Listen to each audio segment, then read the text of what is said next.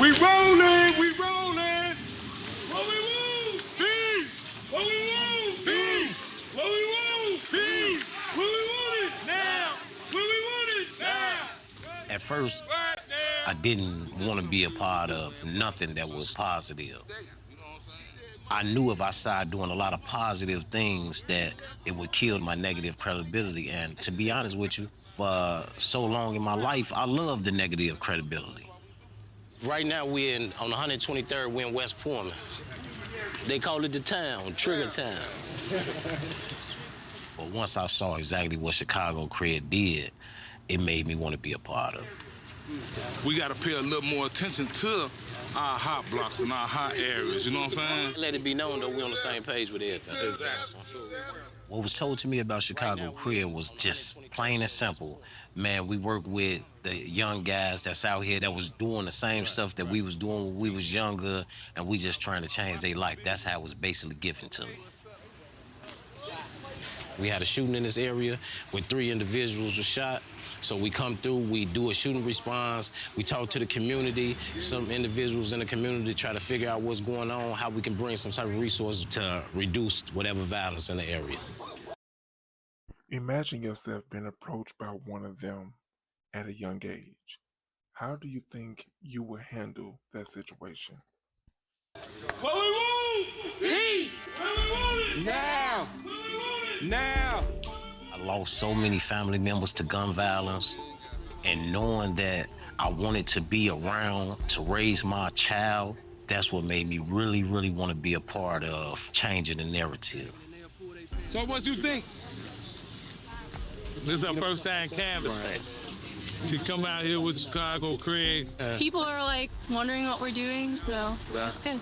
They constantly see us every day. And come on, like, oh, I know who that is. I know who that is. So Yeah, we're making our presence known. that's exactly what. And that's what canvas is doing, making our presence known. If you only come around when the shooting is going on, you doing the same job as law enforcement. You know what I'm saying? So one thing about us, we try to be proactive. We try to be in front of the violence instead of being behind it. Yeah, we good, we good.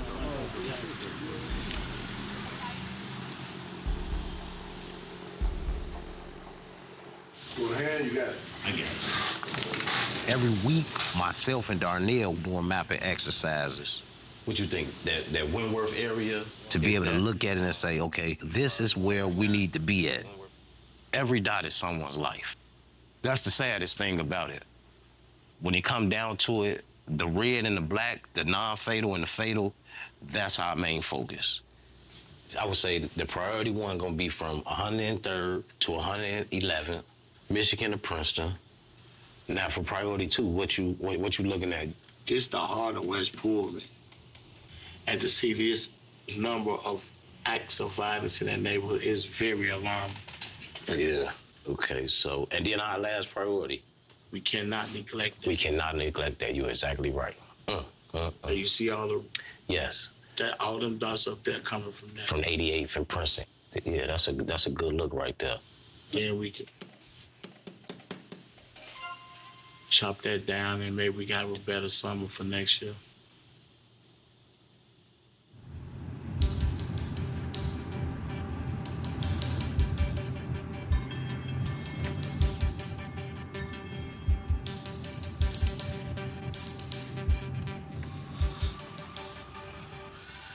So what's the word, bro? Chilling, man. Chilling? You got education today? Yeah, I had one yesterday. I met Jay through one of the ambassadors that we got at Chicago Cred.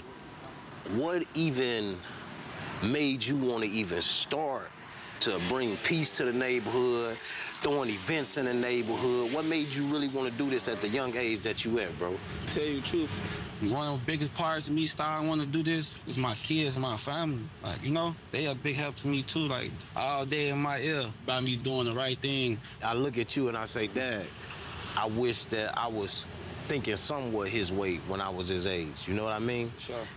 Before you even had a flip badge on, you was one of the first individuals out this way that helped me to be able to put together a peace agreement. So you did that without the flip, like, so. Flip is flatlining violence inspires peace. When you a flip worker, you can be 1 foot in and 1 foot out. All you have to do is be on the block that you are from, giving them individuals that's on that block the messaging of, we playing defense. And that's what he been doing. But I know it's a lot of people that ain't where I'm at. So like, I'm trying to bring the people that ain't where I'm at into the program to help them get better. You always got my ear, bro. Yeah. Like, you hear me? Like, you got my ear. I told you, like, when we first started, like, everything gonna be cool. It's about who all want to do it and who really dedicated to do it. What you laid down in a couple months, as far as the peace, that's some of the biggest things that happened in my life for 2024. Please, don't undermine yourself, bro. You know what I'm saying? Sure. For real, on the positive side. Regardless of whatever happened back then. Appreciate you, man. Him being in that mind frame at this early age lets me know that one day, hopefully, he'll be ready to be an outreach worker himself.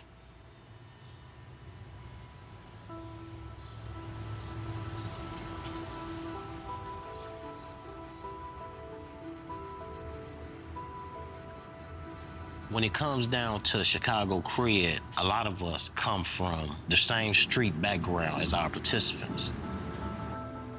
I was born in the Wild Hundreds, Roseland, West Point, however you want to say it. Wild Hundreds consists of from 100th Street to 130th. And then you got to go from east to west, too. So maybe like Cottage Grove to Holsted. When I was coming up, you can actually be like, it's only 7 gangs out here. Now, man, you may have 7 different type of gangs out here, but as far as the cliques, we got like 100+ cliques in the hundreds. The hundreds is wild, trust me. And I'm not just saying it because I'm from the hundreds. I used to jump off that 3rd floor into the snow, and now I'm scared of heights. I was born to a 1-parent home, one of the greatest mothers in the world. My 8th grade year, me and my little brother, we sharing clothes, we sharing shoes. And I'm like, man, I'm finna go to high school. I got to be straight. And I didn't wanna take it out on my mom because my mom was doing everything she could for us. So I made a decision when I was 12 years old to become a part of a gang. I was fighting cases while I was in high school. I ended up getting convicted right before I graduated. And once I graduated, I went straight to the penitentiary. So, this is where I started to think I was a man at. This is where I felt like I couldn't be touched. We ain't had them gates and stuff. Them was all gangways. We used to be able to just run through the gangways. Didn't want my mom to know nothing that I had going on negative. But, when you turning around and you getting incarcerated and stuff like that, hey, everything is in the open.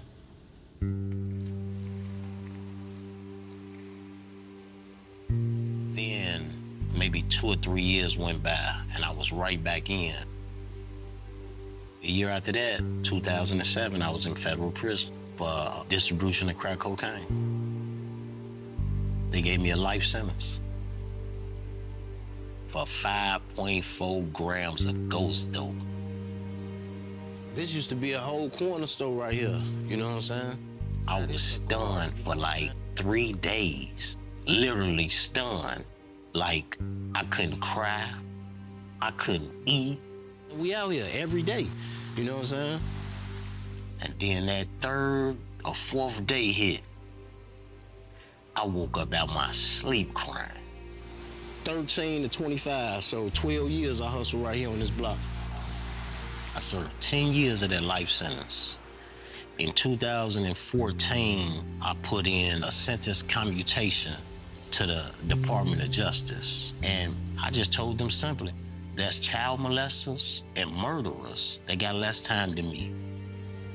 My brother Kilroy, he one of the older guys from the block. He one of the guys that's helping to keep the garden up, you know what I'm saying? And he called it the Peace Garden. It's a blessing to be able to get out of prison and come back to see things, the way they are now, man. It's a blessing.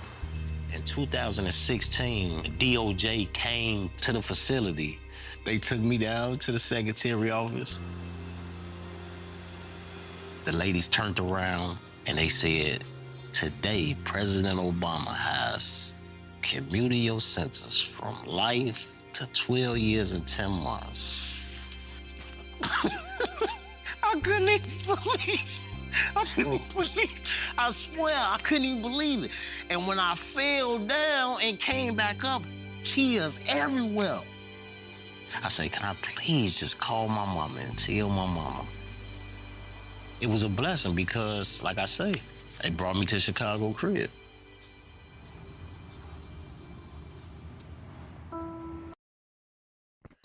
This video raises questions, and I need for you to be extremely honest in the comments when answering them. And just so you know, I have 3 questions. Number 1, what do you think of when you hear someone say they want peace? Number 2, who do you want me to do a video on next? And number 3, what are your thoughts about this video? Please share them in the comments. Please be honest in the comments when answering these questions. Share this video with anyone you deem necessary. And don't forget to like and subscribe to the channel.